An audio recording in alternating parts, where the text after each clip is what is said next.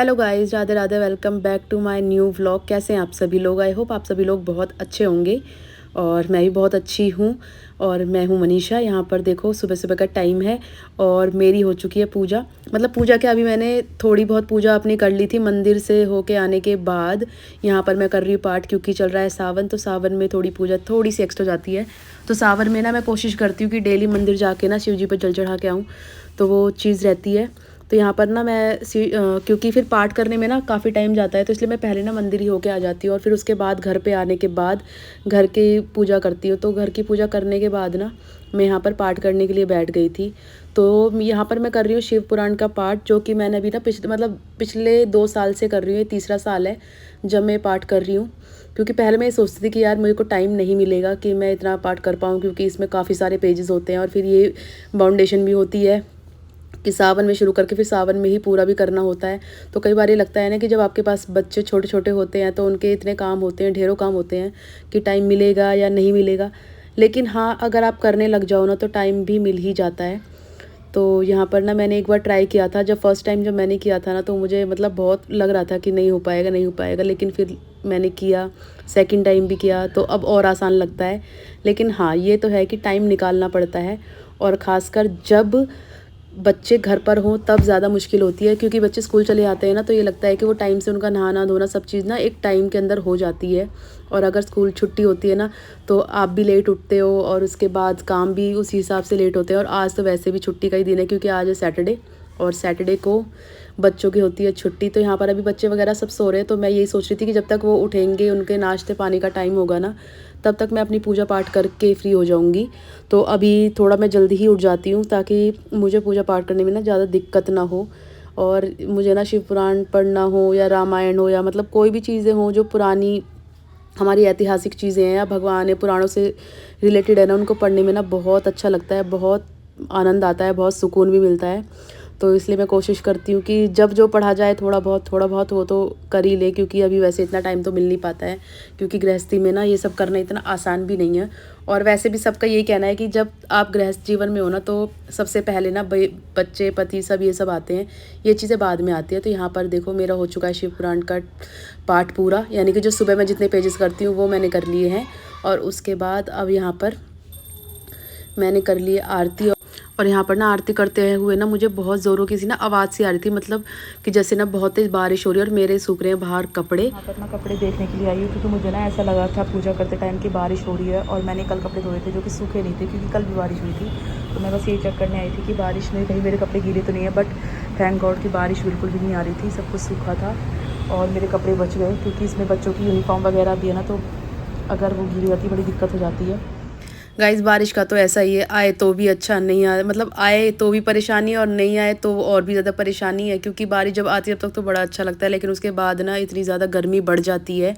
और ख़ासकर हम लेडीज़ जो किचन में काम करती हैं ना, उनके लिए तो बहुत आफत आती है। क्योंकि अगर पंखा चलाएं तो गैस नहीं चला सकते, गैस चलाएंगे तो पंखा नहीं चला सकते। तो यहाँ पर मैं आ गई थी शानी को जगाने के बाद।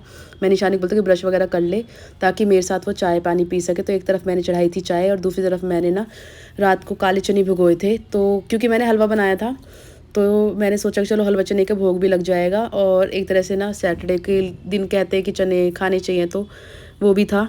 तो यहाँ पर मेरी एक साइड बन रही है चाय और एक साइड में चने ना मतलब उतने ही फ्राई कर रही हूँ, उतने ही बना रही हूँ जितने कि मुझे सिर्फ भोग के लिए और मेरे और ईशानी और युवराज के नाश्ते के लिए हो जाए, क्योंकि पतिदेव तो खाते नहीं है।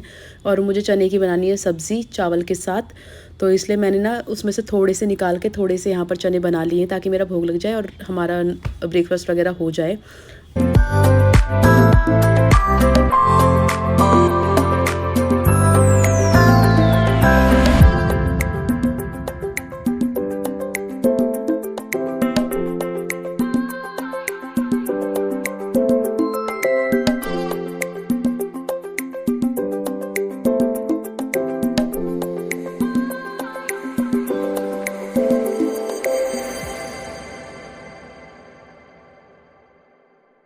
ये मेरे आपके हैं?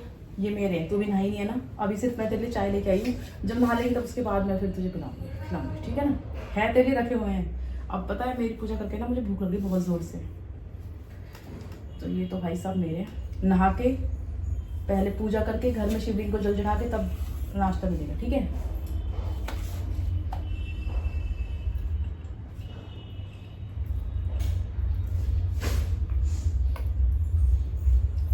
क्या हुआ?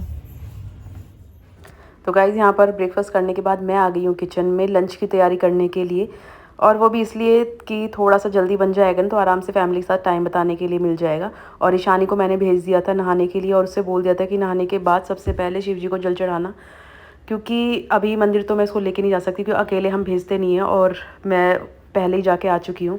तो इसलिए मैंने बोला है कि घर में ही शिवलिंग को जल चढ़ा देना, क्योंकि वो ये ना कि छोटे बच्चों को शुरू से ही सिखाओ तो उनका थोड़ा बहुत ध्यान भगवान जी में जाता है, नहीं तो फिर वही है कि फिर उनके मन में भी ना कहीं पूजा पाठ का दूर दूर तक नामो निशान नहीं होता। कई बार बच्चे देख के खुद से भी उनका मन हो जाता है, बट वही कि थोड़े संस्कार हमें डालने भी पड़ते हैं, तो थोड़ा सा जो स्ट्रगल है ना वो हमें भी करना पड़ता है हर चीज़ को लेके बच्चों के साथ। तो इसलिए मैंने ईशानी को पहले ही बोल दिए थे, और युवराज को भी ना मैं सुबह उठते के साथ ही जैसे ही वो नहा के बाहर आएगा ना, वैसे उसको बोलती हूँ कि भगवान जी के जाके हाथ जोड़ के आओ, या कहीं बाहर जा रहे हो तो भगवान जी को बता के जाओ। तो ये चीज़ें ना बच्चों में बहुत होती है, और अब तो युवराज खैर बोलने की ज़रूरत भी नहीं पड़ती, वो खुद से कर लेता है। तो गाइज़ यहाँ पर ना मैंने ना एक आलू को भी क्रश करके इसमें डाल दिया है। सबसे पहले मैंने यहाँ पर खड़े मसाले डाले थे, और उसके बाद प्याज लहसुन टमाटर का पेस्ट, और उसके बाद थोड़ा सा आलू डाल दिया, ताकि ना थोड़ी सी जो ग्रेवी है वो थोड़ी थिक बने, क्योंकि जो चने होते हैं ना ये इतने गाढ़े गाढ़े बनते नहीं हैं।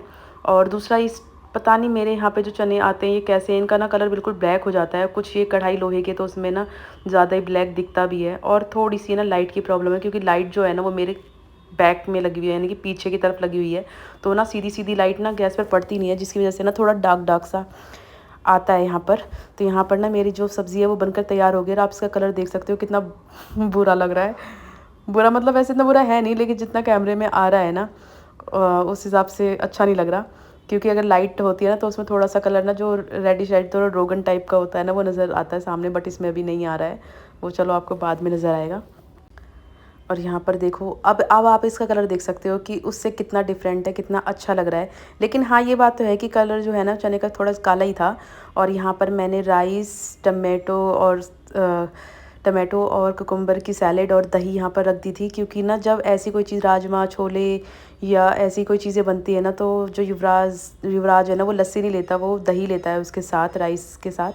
और यहाँ पर मैंने रोटी नहीं बनाई थी, क्योंकि पति देव को आजकल है कि अगर चावल है तो रोटी नहीं खानी है। धूप निकल गई है तो कपड़े भी ना सूख जाएंगे, बड़ी टेंशन रहती है कपड़ों की भी ना कि सूखेंगे नहीं सूखेंगे।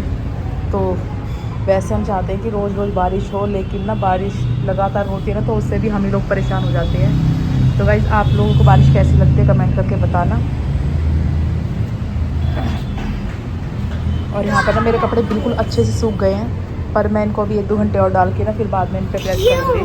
गाइस ये सूख गए तो अब इनको वहाँ पर रखना है,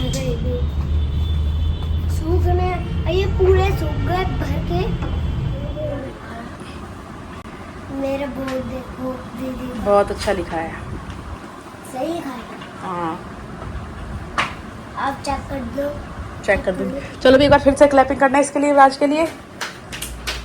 ये युवराज ने इतना अच्छा से लिखा है, क्लैपिंग।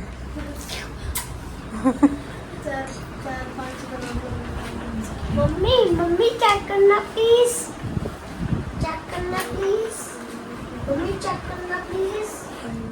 तो गाइज़ अभी टाइम हो रहा है लगभग 5:30-6 के आसपास का, और यहाँ पर ना मैंने युवराज को ना आज बोर्ड पे कुछ वर्ड्स लिखवाए थे। ऐसी बात नहीं कि इसने सारे सही लिखे थे, कुछ इसने गलत भी करे थे जो मैंने इसको ठीक कराए थे, लेकिन क्लैपिंग करवाई मैंने इन दोनों बच्चों से इसके लिए, क्योंकि ना बच्चों को ना थोड़ा सा मोराल बढ़ जाता है, और उस चीज़ के लिए ना बच्चे खुश होकर पढ़ाई शुरू कर देते हैं। तो यहाँ पर ना मैं युवराज को ऐसे ही खुश होने मतलब उसे खुश करने के लिए मैंने इसको फुल मार्क्स दिए, और इससे ना बहुत खुश हो जाता है। तो बच्चे को ना ऐसे छोटे छोटे पॉक्स की ज़रूरत होती है कि भाई वो ना आगे अच्छे से पढ़ ले, उनका मन लगे। तो यहाँ पर मैंने युवराज को फिर इंग्लिश का करने के लिए बोल रही थी, लेकिन अब इसका ध्यान पढ़ाई से हट चुका था, अब ये बस मौज मस्ती में लगा हुआ था। पहले पढ़ने करा नहीं, लेकिन फिर मैंने भी छोड़ दी कि चलो कोई बात नहीं, एक साथ ना बच्चा करता भी नहीं। और यहाँ पर मैंने इसको चाय वगैरह पिलाई, क्योंकि शाम का टाइम हो रहा था ना, और काफ़ी लंबा टाइम हो जाता है लंच और डिनर के बीच में। और यहाँ पर ना ईशानी बहुत दिनों से स्कूल नहीं जा रही थी ना, तो इसका काफ़ी जो सिलेबस है वो पीछे रह गया है, खासकर मैथ्स का। तो मुझे अभी सिलेबस से पता चला था कि जो PT2 में इसके आने वाले हैं, तो क्योंकि ये कहीं ट्यूशन पढ़ने नहीं जाती है, मैं ही पढ़ाती हूँ, तो ये रिस्पॉन्सिबिलिटी माँ की होती है। और वैसे भी ज़्यादातर सारी रिस्पॉन्सिबिलिटी माँ की ही होती हैं, कि बच्चा स्कूल में पढ़े तो भी माँ आके पढ़ाए, ट्यूशन में पढ़े तो भी मम्मी आके पढ़ाए, बाकी सारे काम भी मदर की। खैर जो रिस्पॉन्सिबिलिटी होती है ना वो मुझे लगता है दुनिया में सबसे ज़्यादा होती हैं। तो मैं उसको वही बता रही थी, वही चैप्टर इसको करा रही थी कि जो इसके पीटी में आने वाला है उसकी तैयारी करवा रही थी, क्योंकि इसका ना वो काफ़ी पीछे रह चुका है। और स्कूल वाले अब एक बच्चे के लिए तो वापस से वो चीज़ें करवाएंगे नहीं, तो यहाँ पर बस मैं वही कर रही थी। मुझे यह है कि बच्चा मेरा बस पीछे नहीं रहना चाहिए, तो जब भी ऐसा कुछ होता है तो मैं इसको टाइम से करा देती हूँ।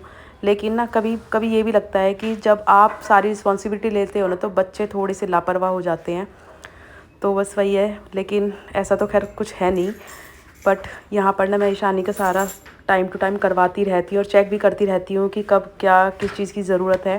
तो और वैसे भी ना ये दोनों जब इकट्ठे पढ़ते हैं तो थोड़ा पढ़ भी लेते हैं, उनको टाइम भी अच्छे से मिल जाता है। मैं भी इंजॉय करती हूँ उनकी कंपनी, क्योंकि इससे ना मेरी सारी पढ़ाई ना रिमाइंड हो जाती है, जो कि मुझे बहुत अच्छा लगता है।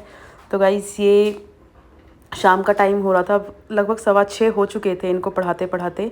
और उसके बाद ना मुझे थोड़ा सा ये था कि मुझे वापस से अपना पाठ करना है, क्योंकि 2 टाइम पाठ करूँगी तभी जाके वो पूरा हो पाएगा। तो जैसे ही ईशानवी जाती है ना उसके बाद मैं बैठ जाती हूँ अपना पाठ करने के लिए।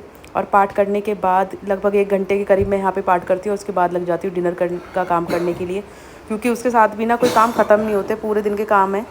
और जितने भी कपड़े सूखे थे उनको लेके आके प्रेस करना, ये सभी बहुत काम है होते हैं। तो यहाँ पर अपना पूजा पाठ करने के बाद मैं ले आई थी सारे के सारे कपड़े, और युवराज भी मेरी हेल्प करने के लिए आ गया था कि चलो मम्मी मैं भी आपके साथ फ़ोल्ड कराता हूँ, क्योंकि पहले इसको ना हर काम में ना ये रहता है कि चलो मैं आपकी हेल्प कर देता हूँ। बहुत हेल्पफुल है ये लड़का। तो अभी तो पहले खेल रहा था, और जैसे इसने मुझे देखा ना कि मम्मी कपड़े फ़ोल्ड कर रही है तो ये भी आ गया कि मैं ही फ़ोल्ड करवाऊँगा। और यहाँ पे मैं सारे कपड़े ना अलग कर रही हूँ, जो प्रेस होने हैं वो भी और जो प्रेस नहीं होने हैं वो भी।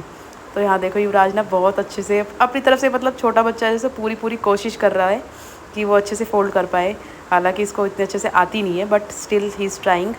तो गाइज़ ये था मेरे आज का पूरे दिन का रूटीन। तो आपका व्लॉग कैसा लगा कमेंट करके ज़रूर बताना। आपसे मिलेंगे फिर एक नई वीडियो में, तब तक के लिए बाय बाय, राधे राधे।